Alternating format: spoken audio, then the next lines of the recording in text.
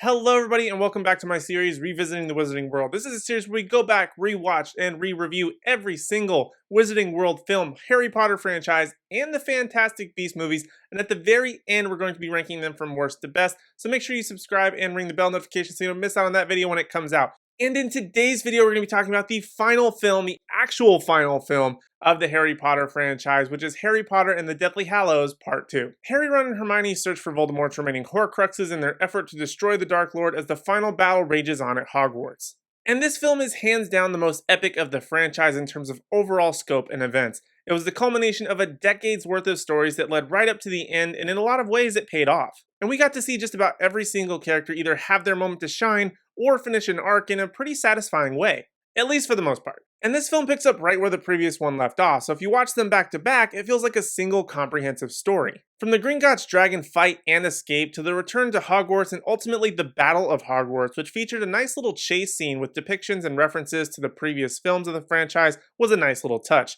And this film is the most packed in terms of things the trio need to do and figure out with the Horcruxes that keeps the pacing steady and at a thrill ride level. And of course the Battle of Battles as Harry and Voldemort finally go toe-to-toe, well, kind of. They actually fight twice in this movie. The first time Harry just straight up takes an L, but comes back to life, and they do a legit battle later, which is more of a sparkly tug of war rather than a battle, but the fact that Harry's able to defeat Voldemort with an Expelliarmus charm when Voldemort was trying to use a killing curse was super dumb. And then later Harry straight up snaps the Elder Wand and just sort of chucks it, which is absolutely absurd and something that completely deviates from the actual books. But one thing that they do give us from the books is the final closing moments of 19 years later, which I guess is cool with seeing everyone in their old makeup as their children leave for Hogwarts, but let's be honest, the most ridiculous level thing in this movie and Harry Potter in general is that Hermione ends up with Ron. I mean, how the brightest witch of our age ends up being with probably the dumbest wizard of all time makes absolutely no sense, and it's absolutely infuriating. But my biggest issue with this movie is that it's extremely difficult to enjoy if you haven't watched the previous 7 entries or read the books. For a casual viewer, you just can't pull this one up and enjoy it without being lost every 5 to 10 minutes.